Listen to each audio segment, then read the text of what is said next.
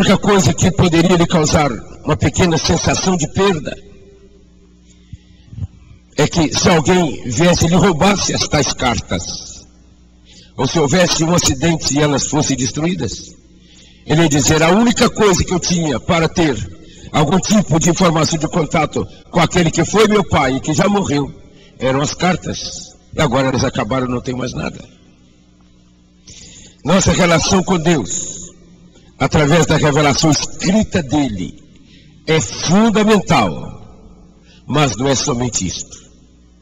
Se ela se consistir apenas de um relacionamento através da palavra escrita e não de uma relação viva, auditiva e visual, eu não posso avançar muito mais a respeito desta questão revelada nas Escrituras, reveladas na pessoa de Jesus Cristo, Filho do Homem, que é o padrão para todos os filhos de Deus na terra.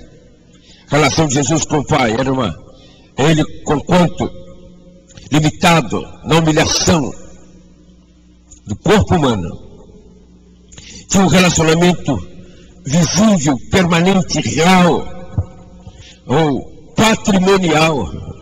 Era o seu bem. Relacionamento que ele tinha com o Pai.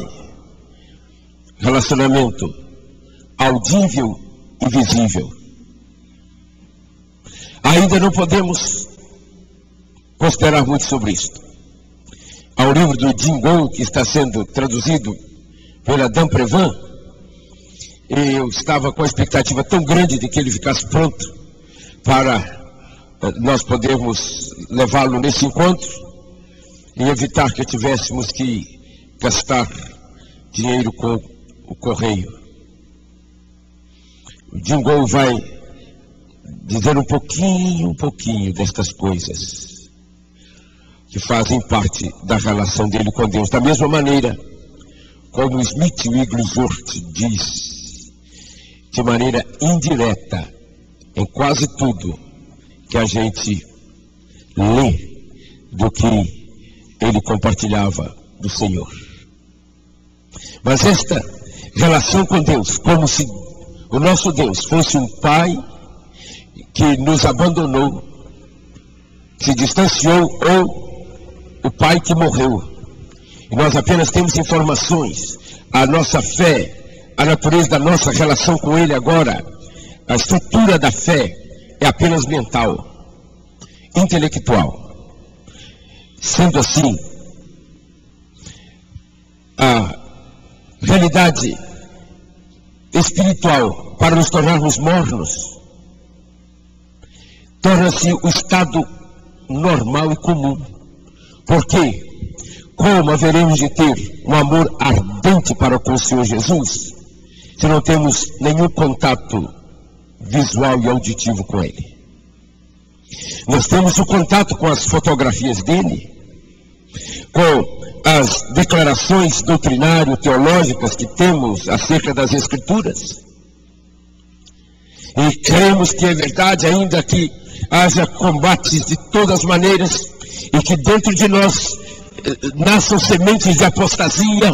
Nós insistimos em afirmar e reafirmar que é verdade que aqui está, e que a revelação escrita de Deus é Jesus, e que essa revelação escrita dele é comida e bebida verdadeiras, é carne e sangue dele, e que ele faz chegar a nós como revelação de forma de natureza física, através de uma refeição literal para o nosso estômago, mas uma refeição de natureza espiritual.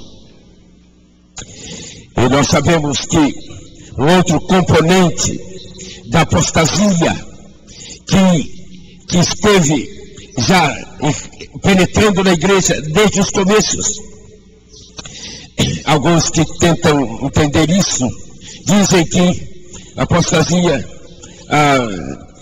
entrou assim que os 12 apóstolos morreram. Mas de fato ela estava entrando muito antes. Esta é a razão dos escritos do Novo Testamento. E vários dos escritos é porque a apostasia estava entrando. era preservada a fidelidade ao Senhor Jesus nos apóstolos. Por isso a palavra, a revelação escrita foi sendo dada. Mas a semente da apostasia, ela começa a brotar dentro de nós. Com respeito à natureza da relação viva, física, visível e mais do que audível. Jesus nos dá a sua revelação escrita, insere nela, para a sua igreja, um nível de revelação que não se poderia ter dele de outra forma, que é a revelação através da ceia do Senhor. Das sementes de apostasia, quando elas começaram a entrar, e agora, com respeito ao novo mandamento, não dá nem para nos situarmos, porque como temos ouvido nesses dias, o evangelho que chega nas pessoas já chega com o espírito de Odisseia. E o que as pessoas vão encontrar nos contatos com os outros crentes é isto. E, além disso, um esforço religioso para manter funcionando uma máquina. Com esse povo, no meio deste povo, de gente como eu e você, com esta realidade, é que o Espírito Santo, que se movia sobre a face do abismo, como está em Gênesis capítulo 1 e 2.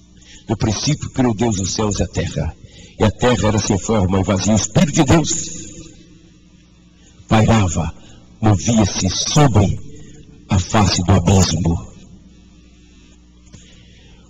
Eu sei que Ele está fazendo isto. Por isso a nossa súplica há pouco, para que Ele continue fazendo isto, e sopre e libere a angústia nos que são dele, em decorrência desta realidade, da qual nós não conseguimos sair. Mas se não houver de Deus uma intervenção, para que em todos os lugares da terra comecemos a receber em nosso ser a angústia extrema. Mas como essa angústia poderá chegar? Não significa perda de nada para nós. A relação morna com o Senhor. As sementes da apostasia, elas começaram e elas foram germinando muito bem. Primeiramente com respeito à perda da dimensão da refeição chamada de ceia do Senhor. Primeira carta de Coríntios capítulo 11 é o único lugar onde tem essa expressão, a ceia do Senhor. Porque esta refeição é uma coisa absurda. Dizer que você come um pedaço de pão e toma uma pequenina porção de suco de fruta, de uva, e diz que é carne de Jesus sendo Jesus. É a palavra dele que é a comida verdadeira e a bebida verdadeira. E esta refeição é a palavra dele, é um nível de revelação visível, mais do que visível e mais do que audível. É um nível de revelação para que nós tenhamos a sensação física de Jesus em nós, como comida e bebida. Mas a igreja perdeu logo na primeira geração, nas primeiras gerações, perdeu a dimensão desta refeição. E ao longo da história da igreja, ainda isso não foi restaurado. Da reforma para cá, o que fluiu foram dogmas e confusão e distorção. E se a nossa mente não estiver cheia da mente de Cristo, não discerniremos nada nesta refeição. Eu tenho afirmado continuamente, pode ser que os irmãos já tenham ouvido isso centenas de vezes, E acredito que se Deus vai mesmo restaurar todas as coisas para preparar a sua noiva da última geração para a volta de Jesus, uma das primeiras coisas, ou pode ser que seja até a última, que ele terá que restaurar, será o discernimento desta refeição, discernimento bíblico-profético da revelação de Jesus nesta refeição. Porque esta é uma revelação para falar e estabelecer um